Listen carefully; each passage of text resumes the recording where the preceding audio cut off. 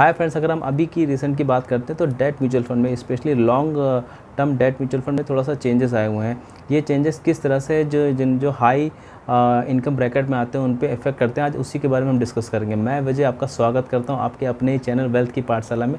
चलिए शुभ आरंभ करते हैं।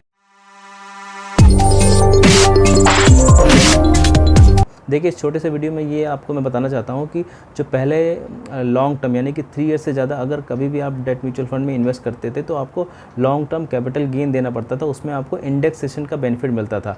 इंडेक्सेशन को यहाँ पे हम शॉर्ट में समझेंगे कि मान लेते हैं कुछ साल पहले आपने 1 लाख रुपए इन्वेस्ट किया है और आज उसकी वैल्यू अगर 2 लाख हो गई है तो प्रॉफिट आपका 1 लाख होना चाहिए। लेकिन एक्चुअली में अगर देखें, जो आपने जब परचेज़ किया था 1 लाख रुपए में जो भी इंस्ट्रूमेंट, वो अगर उस 1 लाख की वैल्यू निकालेंगे और हम जो अभी करंट वैल्यू जिस पे हम उसको सेल कर रहे हैं उससे माइनस करेंगे तो 2 लाख माइनस 1 लाख करके 1 लाख प्रॉफिट नहीं होगा, बल्कि हम 1 लाख की करंट वैल्यू निकालेंगे। मान लेते हैं वो 1.5 लाख रुपये आ जाती है तो 2 लाख माइनस 1.5 लाख यानी 50,000 का ही हमारा प्रॉफिट होगा और इस प्रॉफिट पे ही हमें टैक्स देना होगा। तो जैसा कि मैंने बोला कि हम उसकी करंट वैल्यू निकालेंगे, तो आखिर ये करंट वैल्यू कैसे निकालते हैं, इसके लिए एक फार्मूला होता है। जैसे कि गवर्नमेंट एक डेटा पब्लिश करती है जिसको इस इंडेक्स को बोलते हैं कॉस्ट इन्फ्लेशन इंडेक्स, यानी कि हर साल ये लोग पब्लिश करते हैं।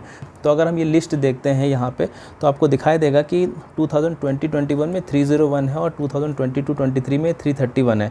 अगर मान लेते हैं आपने 2020-21 में 5 लाख रुपीज़ इन्वेस्ट किया होता डेट म्यूचुअल फंड में और वो बढ़ के अभी 6,50,000 हो गया होता, तो नॉर्मल जो प्रॉफिट आपका रहेगा वो 1,50,000 होगा। इस पर अगर हम 20% का टैक्स निकालते हैं तो जो आता है 30,000 रुपीज़। अगर हम उसकी आज की वैल्यू निकालें यानी कि हम 50, लेकिन अगर इसकी हम आज की वैल्यू निकालें यानी 5 लाख को हम मल्टीप्लाई करेंगे 331 से, यानी कि जो करंट CII इंडेक्स है उसको डिवाइडेड बाय 301, जो उस समय जब हमने परचेज़ किया तब का CII था, तो ये वैल्यू निकल के आती है 5,49,833। यानी अब अगर हम प्रॉफिट निकालें तो हमारा प्रॉफिट अप्रॉक्सीमेटली ओनली 1 लाख है, जबकि वहाँ पे प्रॉफिट कितना था 1.5 लाख। तो सिंपल सी बात है, अगर हमारा प्रॉफिट कम हो जाता है तो इसका मतलब हमारा टैक्स भी कम हो जाएगा। अगर अभी हम टैक्स निकालते हैं तो हमारा अप्रॉक्सीमेटली 20,000 आ रहा है, यानी कि हमारा 10,000 रुपीज़ की बचत यहाँ सीधे पे सीधे हो गई।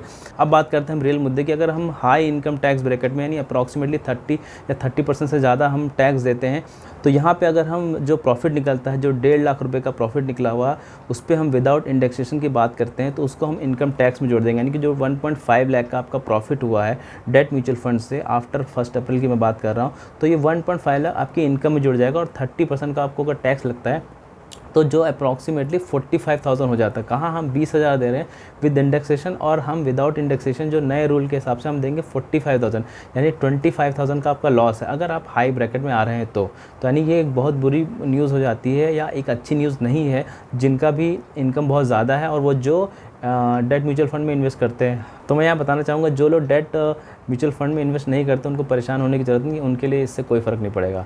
तो छोटे छोटे ऐसे अपडेट के लिए चैनल को अभी सब्सक्राइब कीजिए। Thank you so much for watching this video. Remember one thing, learning is earning. जय हिंद।